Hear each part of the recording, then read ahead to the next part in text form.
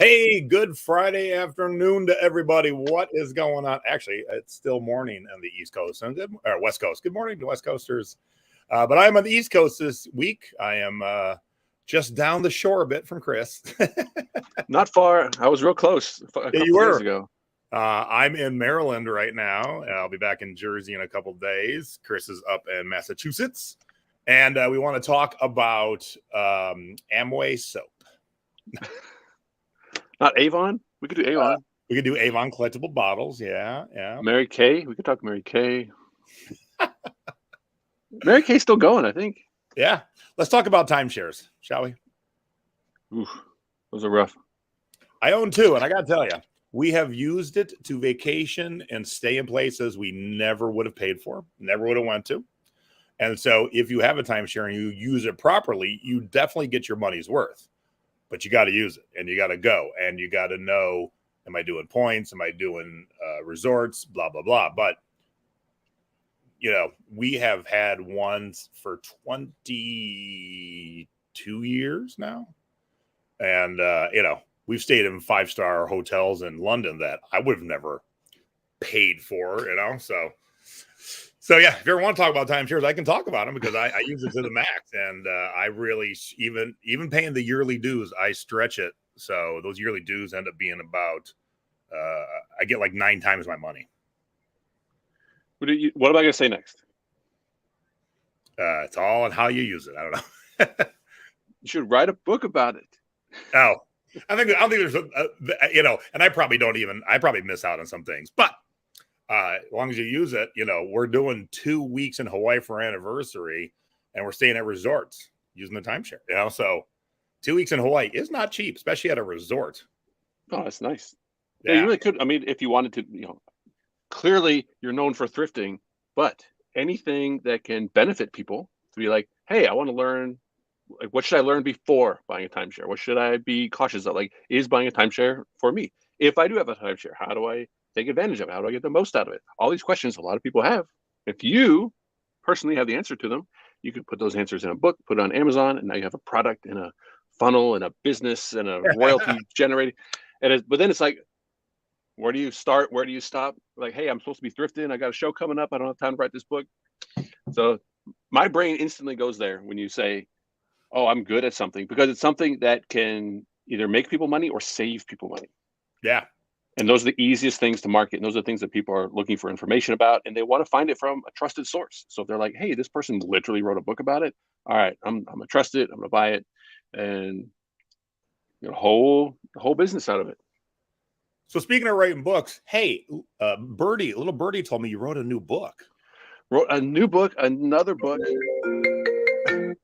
It's kind of a self-defense book, because anybody that's known me for the past 10, 15 years knows that I've done a lot around eBay and Amazon, FBA, self-publishing, print on demand, all these different things. So a lot of people come to me wanting to make money on the internet. And my favorite, all-time favorite way is through Amazon's KDP program, the self-publishing, the books. That's my favorite way.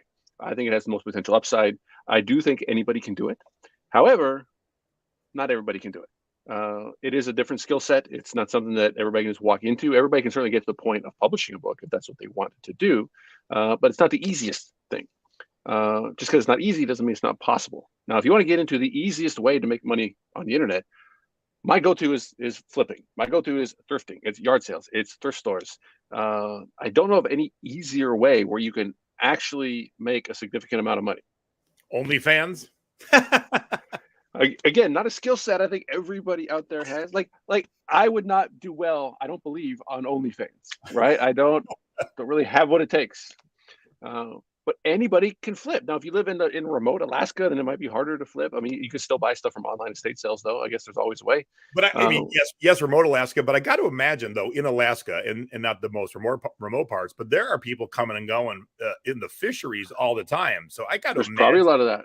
It's kind of like Vegas. You move to Vegas to be the next singing star on the strip or the next awesome bartender. And when it doesn't happen, people leave all their shit and go. And my mom's always like, she is shocked at how much clothes, new with tags, hangs in all the savers in Vegas, because all these people who move there thinking they're going to be the new hottest thing. And when they're not, they just drop everything and leave. And my mom's like, We go thrifting in Cleveland, we never see one piece of clothing new with tags.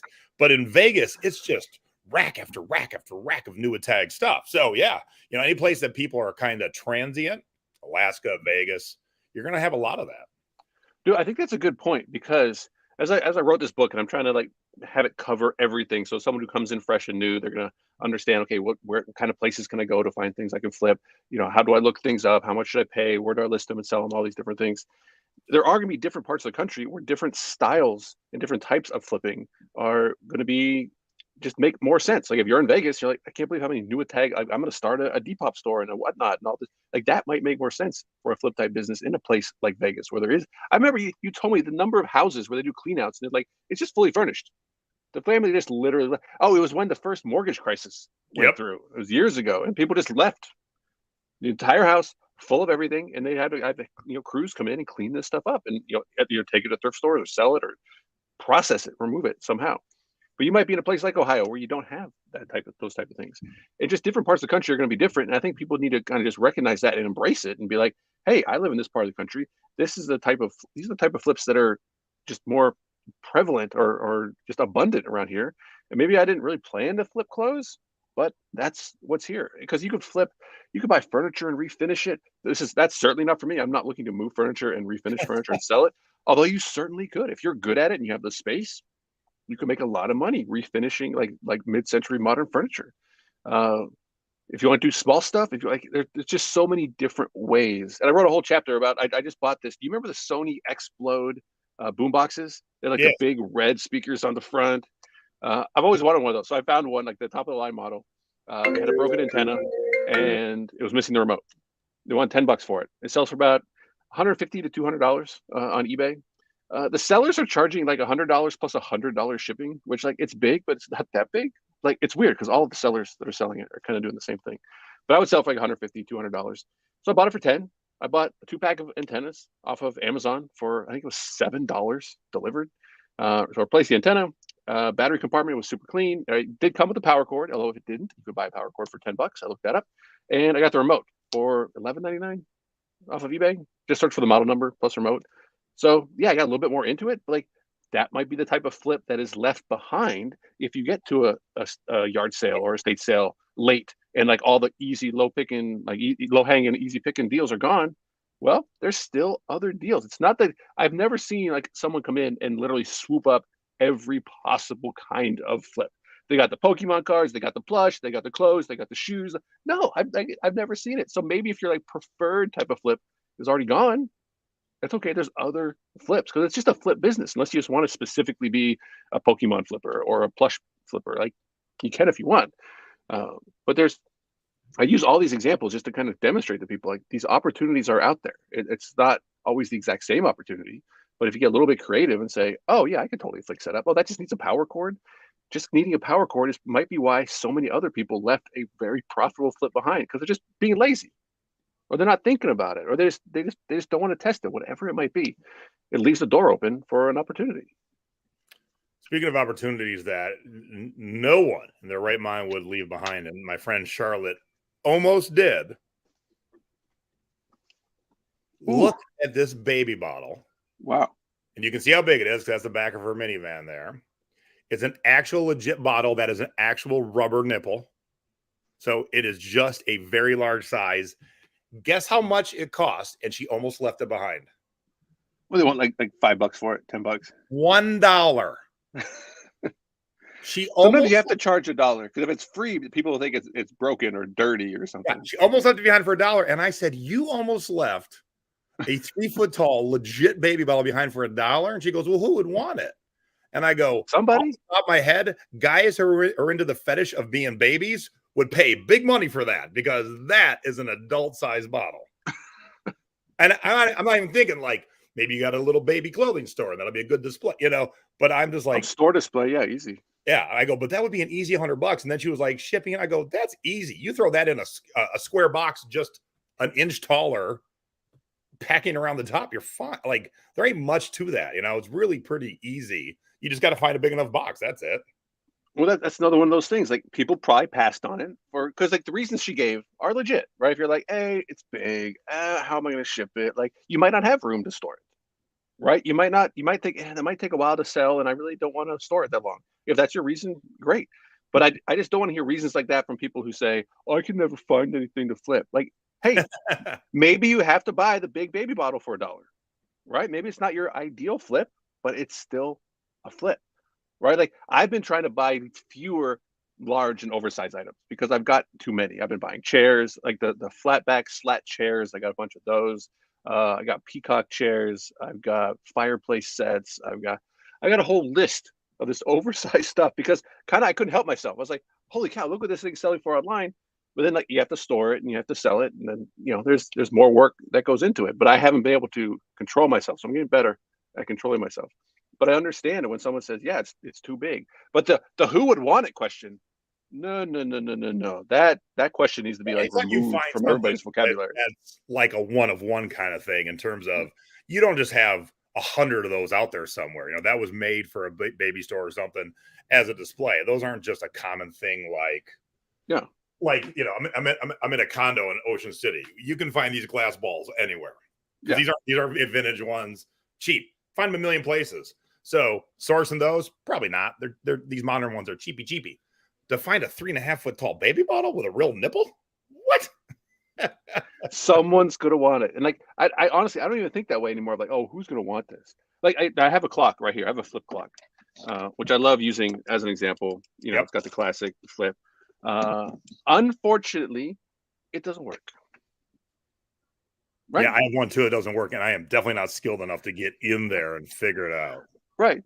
But you know what? I still bought. Like, I thought it worked when I bought it. I plugged it in later, and turned out it didn't work. And maybe it's something small, and I could try to fix it. I don't know. But even then, I'm not throwing it in the garbage because I'm still like, someone out there might want someone who can fix them will buy it on the cheaper side from you. Then they'll fix it, and then they'll make their money. But you made money too.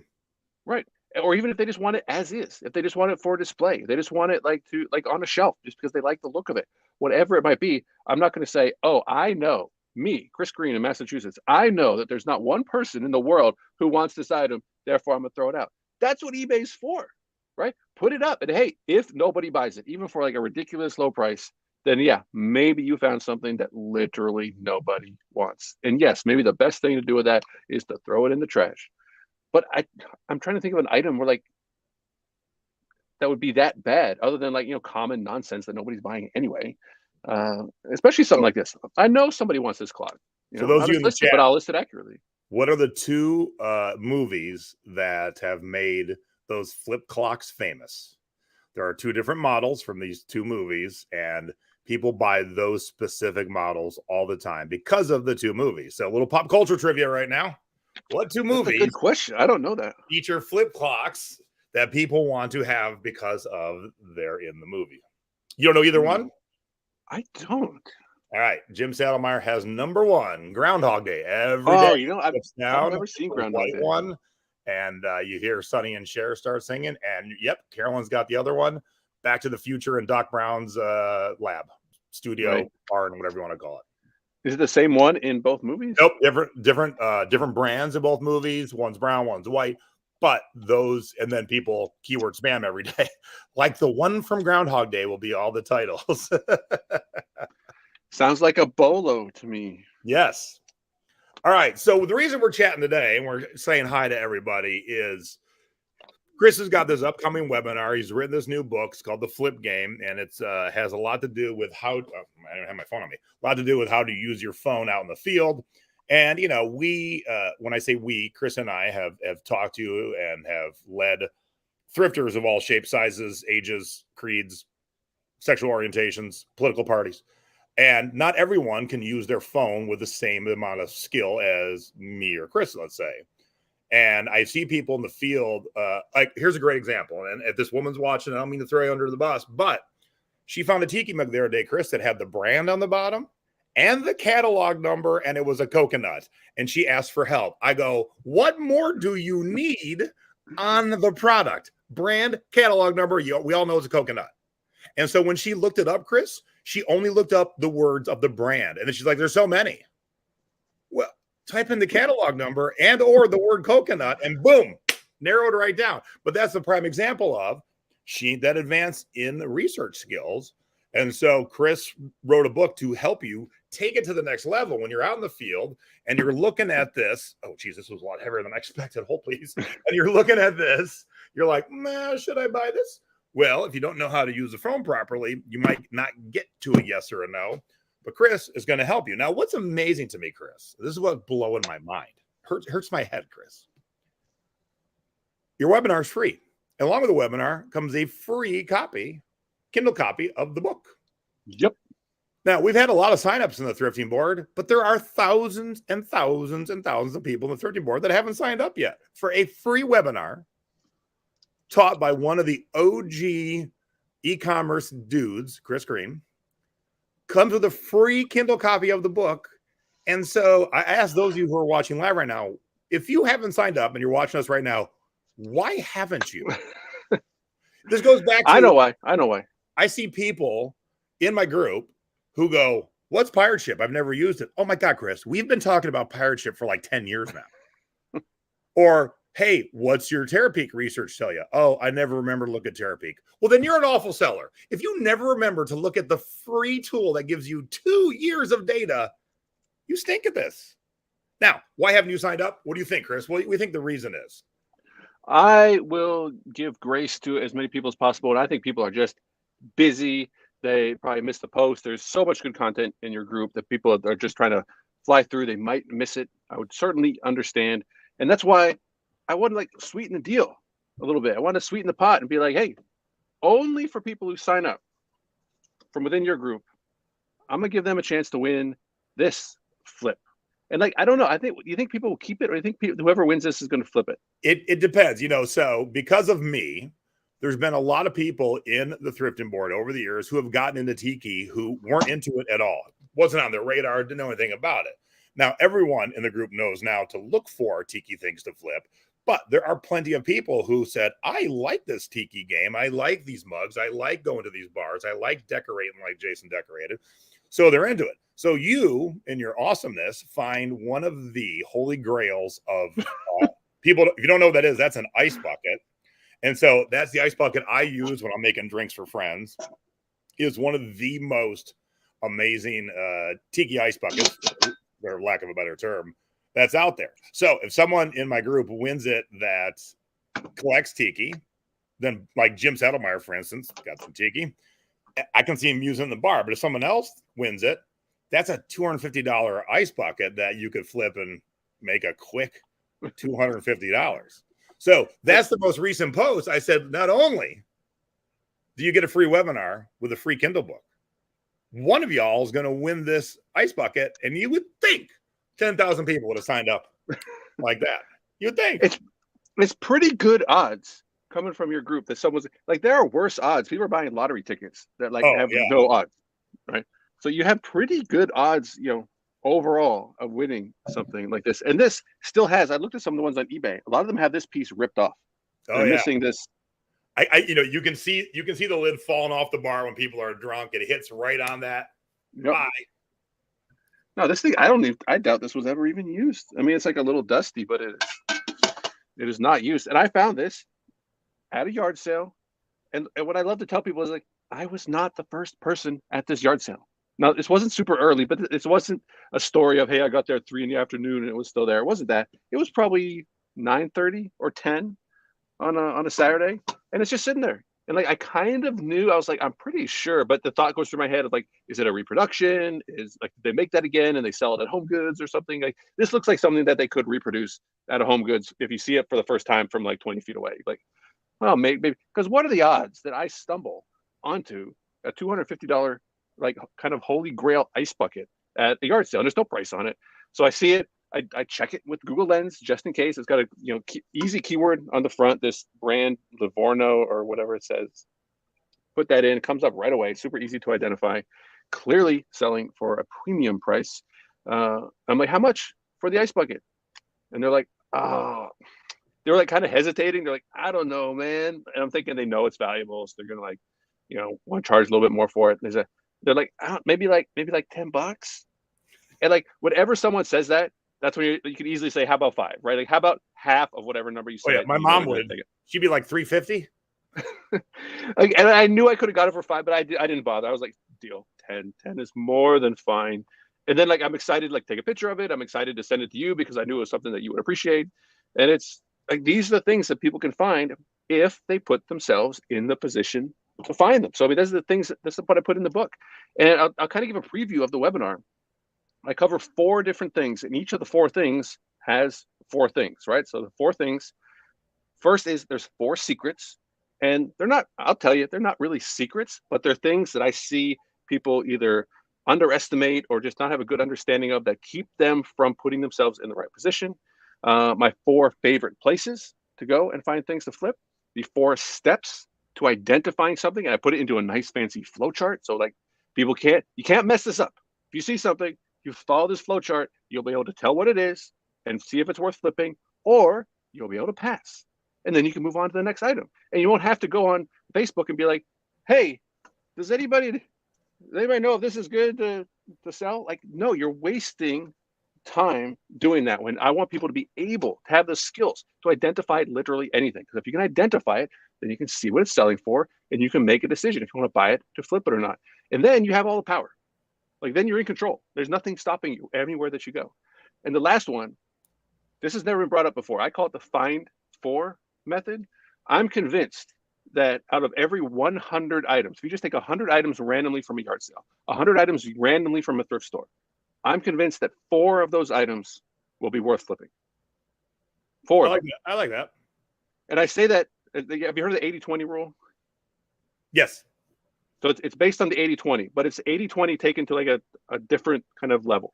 So out of 80-20, like 80 of the 100 items are going to be junk, or they're going to be either priced too high to make a profit, or they're going to be just not selling for enough money online to make it worth it, even if they were free, right? Just think of the stuff on the shelf at a thrift store. It's like, no, I wouldn't take this stuff for free. Like it's not worth listing and selling for a profit. So you eliminate 80% and you stop picking those things up and you stop wasting your time looking up the 80% that are going to be junks. Now you have 20 items out of 100. And you found those items not because you know what to look for, not because of bolos, but because you found the 80% that were junk and you're not going to mess with those. So now you have 20 items you're going to mess with. You're going to take the time to look them up. And just because you took the time to look them up doesn't mean they're flips, right? They might be like, they might have looked interesting or they looked expensive, but when you look it up, it's like, oh, it actually doesn't sell for that much online.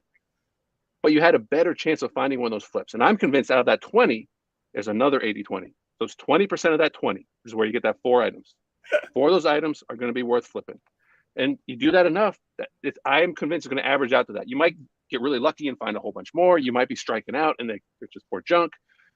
But on average, and I think if people think of it this way, look, I want to focus on the items that have the best chance of being profitable flips. Those are the items I'm going to spend the time looking up. Because just because you look it up doesn't mean it's a flip. You're going to look up things that are junk.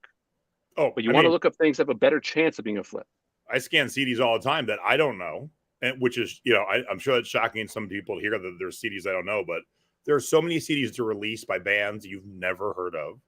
And so when I see things that look interesting that are way outside my radar, and there's plenty of things outside my radar, I scan them. And I would say, Chris, of every 100 CDs I scan at a record store, I probably pull about 15 of those. But luckily, my eyes told me to look at this, but now I got my tool, my phone, and my phone told me to put that back. So let's use the 80-20 rule as an example. So if you went to a record store and you had 100 CDs in front of you and you could only look up 20 of them, right? So visually, or like just by your, just kind of what they look like or using your experience, you got to take 80 of those and say, look, I'm not looking these up. No, I've seen that before. I've seen that common. No, I've never seen that before, but it looks cheap. Like, no, I'm not gonna look those up. And you're only going to scan the 20. And out of those 20, they're not all going to be winners, but I guarantee most of the winners are going to be in that 20. So you save your time and you're only looking up the 20. Because if you think of the time savings by doing this, you found the exact same number of flips in 1/5 the time. You could look up all 100 if you wanted to. It could take you 5 times as long. So if you can get efficient enough. It also comes down to repetition. And that's what using your phone helps you do is, when I started, I was just talking, I had an hour-and-a-half car ride with a woman that the event coordinator where I'm speaking at this tiki thing from the airport to the event. and we don't know each other than we've just talked a little bit online. And so, what you do, where do you live? And she's like, so wait a minute, you just sell stuff on eBay all day? That's all you do? I go, yeah, yeah. And she asked me how it started. And, when I started, I look, this was way before smartphones. This was March of 2000. I looked at a table of CDs that were all $1. And by the knowledge I had of music at the time, I that with what looked visually pleasing, I grabbed 20. I plunked down $20. I grabbed 20. I thought, these have to be worth more than $1. And I went home and I figured out how to sell. And then I figured out, okay, of these 20, I should have bought these 15. These other 5 probably should have stayed there. But let's repeat that again.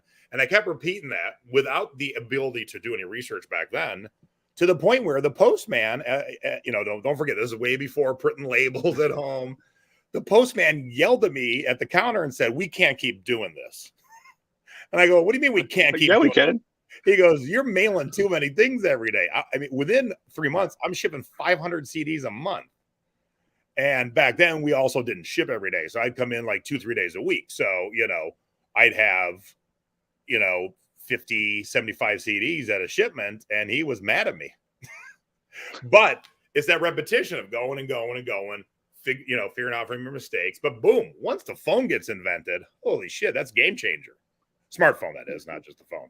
And Chris is taking it to the next level of, all right, how do I use this phone to better research and figure out the products? And so now I'll get back to, it's a free webinar. We should have 10,000 people sign for the Thrifting board. I'm begging you guys to sign for a free webinar. Like, y'all should be people those you just signed up. I see you, Dawn. Thank you. I see you, Leanne. Thank you. Please share with your other thrifting friends and reselling friends, because it's free. There ain't no catch to the free part. It's free. Free webinar, free. The stuff that I put in the webinar is everything we kind of talked about. I go into more detail and really explain it so people can really understand it. And the book, absolutely free. You get the Kindle version, absolutely free. Now, Jason, you just said like this is all before the phone, and then the phone comes out and smartphones and apps and all these things. And I'm still surprised at like things that I take for granted. I forget that other people don't know, right? So Google Lens has been out for a long time, and it's gotten so much better. And it makes things so incredibly easy. It used to be like you had to either just know what something was, and then you could put in keywords into eBay. And now you can scan barcodes. But now it's like you don't have to do any of that stuff. You can just take a picture of something, and people can try. Well, I don't think people are gonna have time, but if people want to play this back and pause right here, you can take a picture of the screen of your computer and use Google Lens on this, and Google Lens will tell you exactly what it is and how much it's worth. That is kind of a crazy level of power that we have. The ability to identify anything. And any eBayer that goes back long enough, like I go back to 1999 and like going to Kmart and like looking at like the new exclusive wrestling figures that they put on the shelves, and have to go home and see if any of them are like pop in for a higher price on eBay.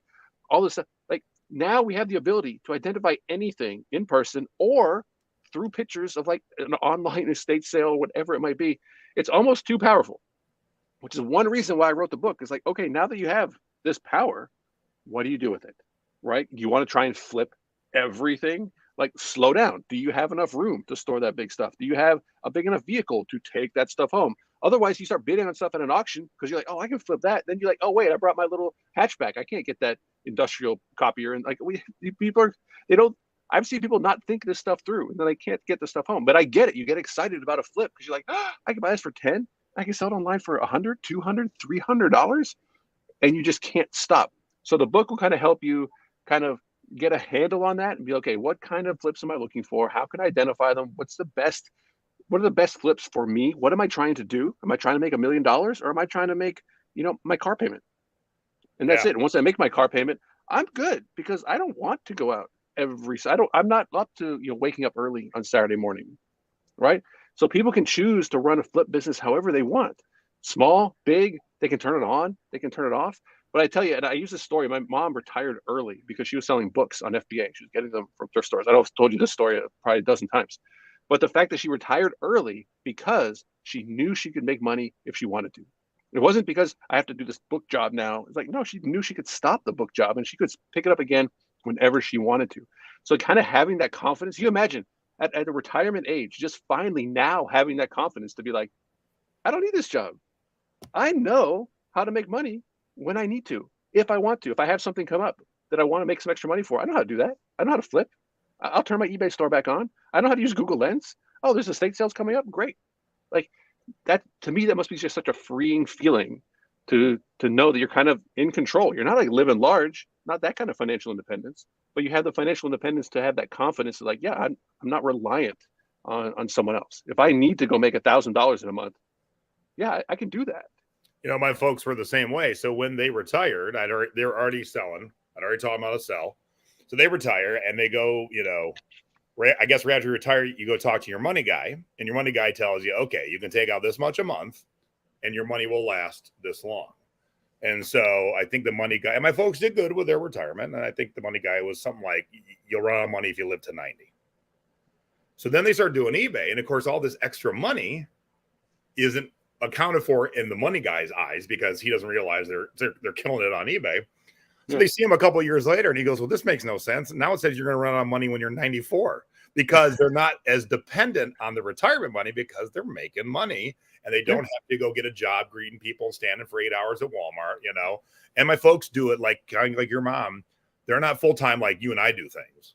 You know, they probably work about 20 hours a week at it. And my mom spends a lot of time with the grandkids and they got a big yard to take care of. And, you know, my mom plays cards with her girlfriends every week. So, you know, they make their money and then they enjoy screwing around. Like we're screwing around in Ocean State this week.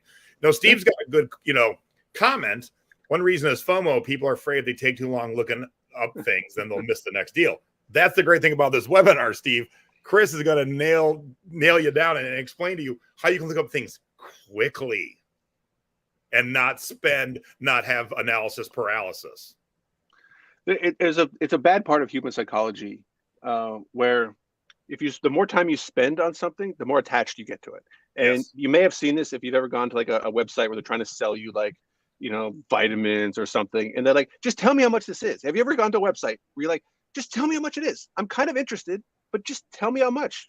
And you scroll and you scroll and they tell you this. And they do that on purpose because the longer you read, the more invested you are in the website, the higher the probability that you're going to buy the product. I don't like that type of marketing, but that's how humans kind of work. And if you think about that when you're looking something up and you spent 10 minutes looking something up in a thrift store and you can't find it, your brain is thinking, I've spent so much time looking this up. Now I really need this to be something good. When it's like, no, that's sunk. It's a sunk cost fallacy. It might not be anything. It might be a dud. Just because something is unique doesn't make it valuable. Just because it's rare doesn't make it valuable. Just because it looks cool doesn't make it valuable.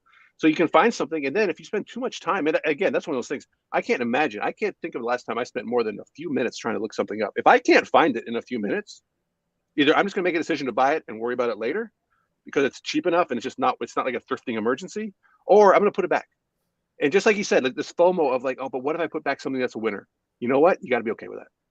I have missed out on stuff. I have looked back at there was some early. It was like the Converse shoes that like Magic Johnson and Larry Bird wore, like the very first OG style. It wasn't from one of the players, but it was a very early version of Converse basketball shoes. They were in a basement of an estate sale, and this estate sale had no service. And like, yes, I should have just taken a picture, and then like even just out in the car, I still didn't have service. But I could have driven like a mile away, and I'm sure I would have got service. I could look it up, and I could go back. Right? I didn't think of it until later. I did take the picture, but I forgot to look it up when I got back to service and I drove all the way home. And I looked them up. I was like, oh man, I missed those. But you know what? I'm okay with it. Right? Because what am I gonna do? Beat myself up? Like I can't.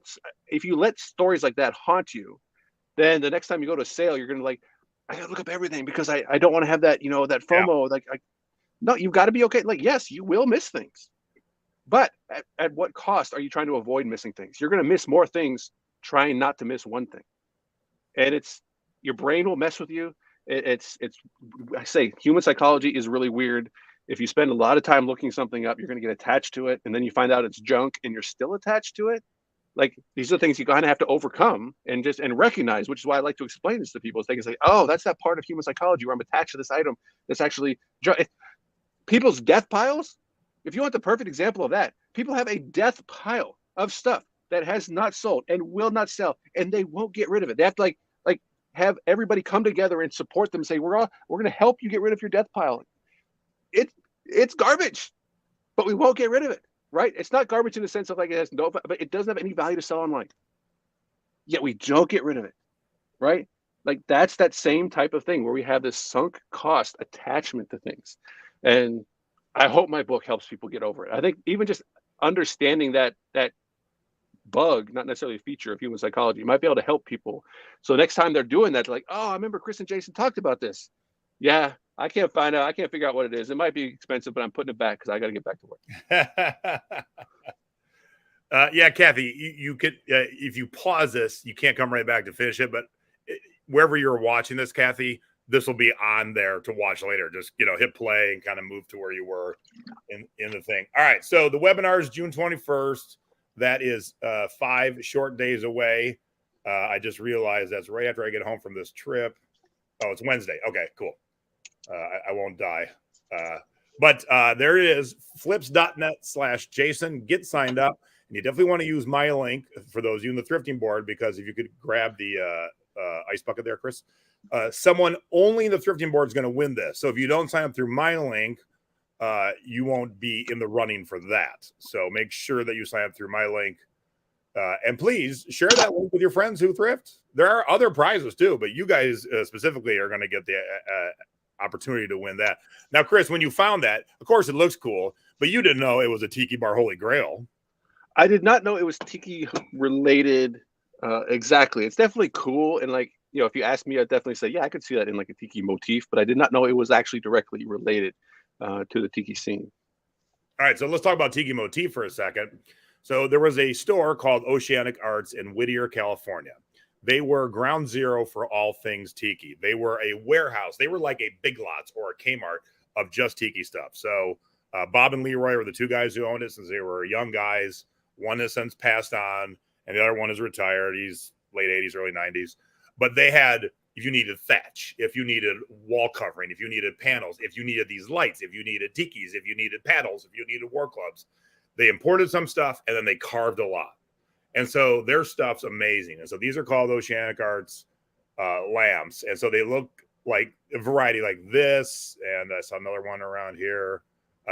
Here's a bamboo one, but it's these ones with the plastic panels in them that light up when you light them up. They also did the seashell ones.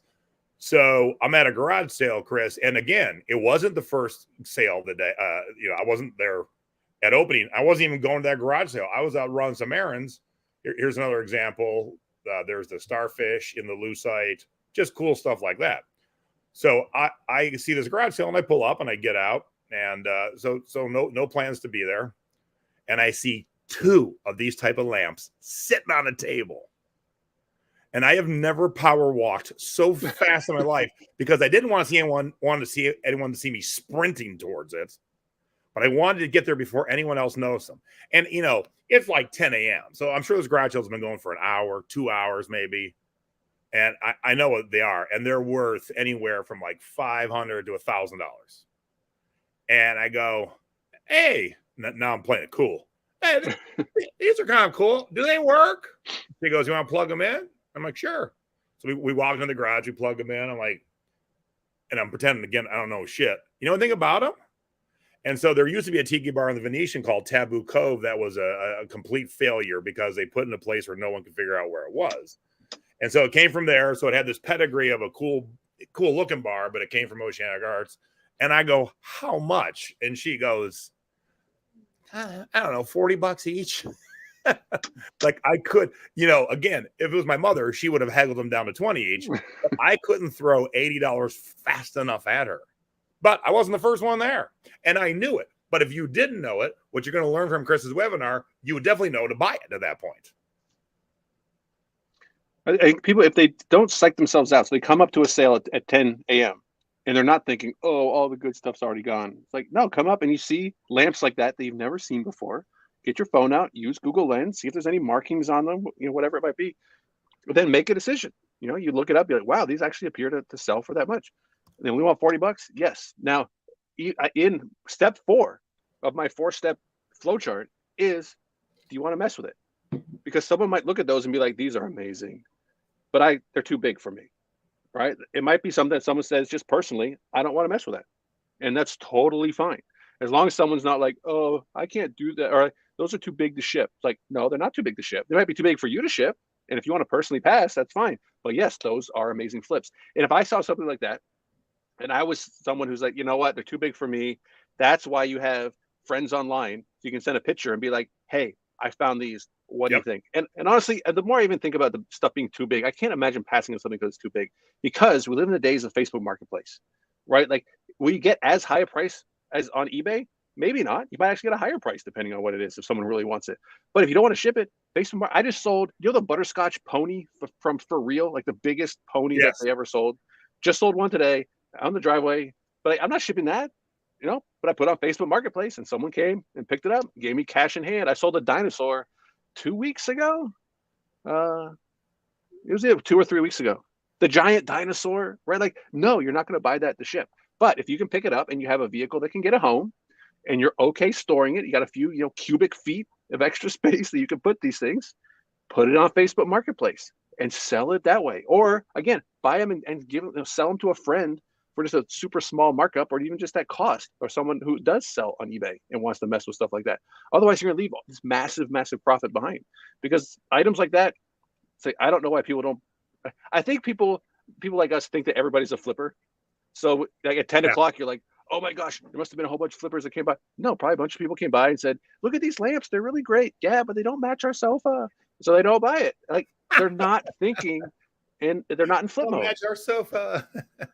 But that's what's happened over and over and over again. Like, I know if people could see this, they're on a table for $10, and you tell them, hey, that actually sells on eBay for $250. They'd be like, oh, that's cool, but like, it wouldn't look good in my house.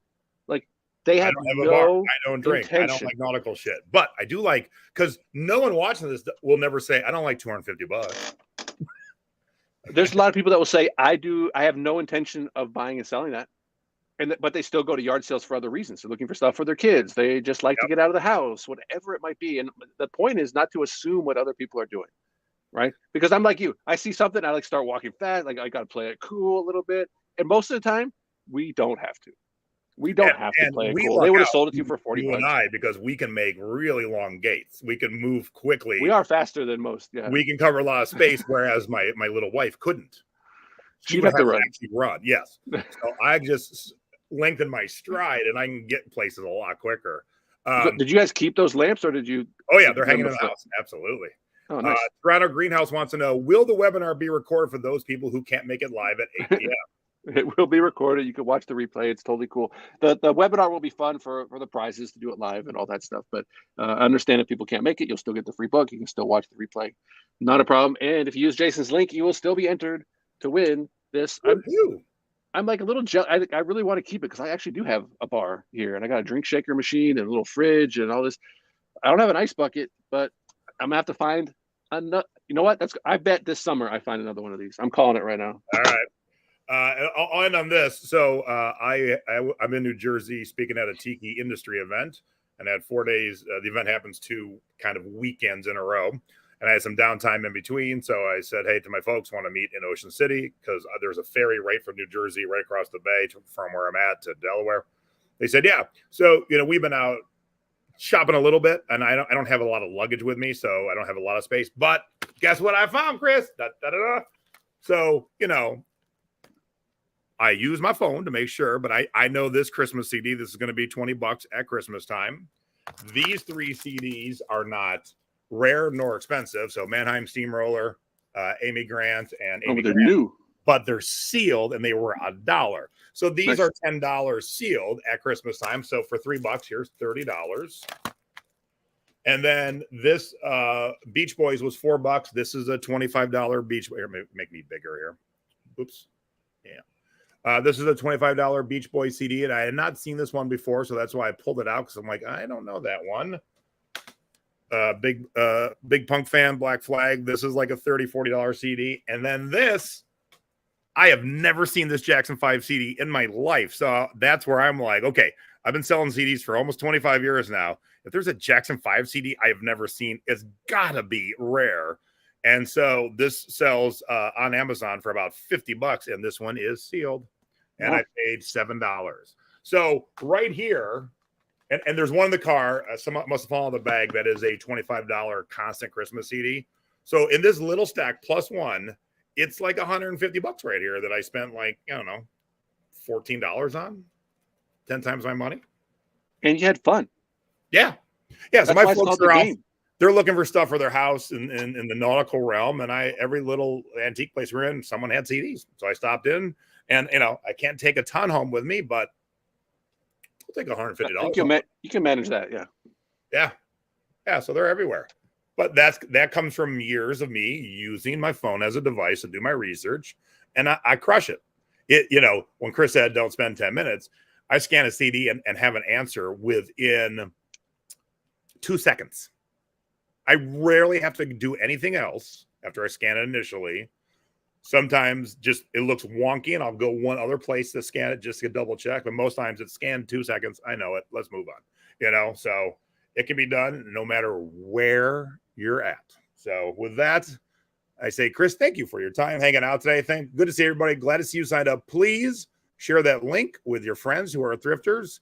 We will be hanging out with Chris during the webinar next Wednesday. I can't wait because that means I'll be home at my desk getting some work done. As much as I like being on the road, I also like being home getting work done. So I can't wait. And we might do one more live before that to get any last minute stragglers in here. But have a good day, everybody. Hope you guys thrift well this weekend and find some good stuff. And talk to you soon. Thanks, Chris. Yeah. Have a good, everybody. We will catch you soon. Bye-bye.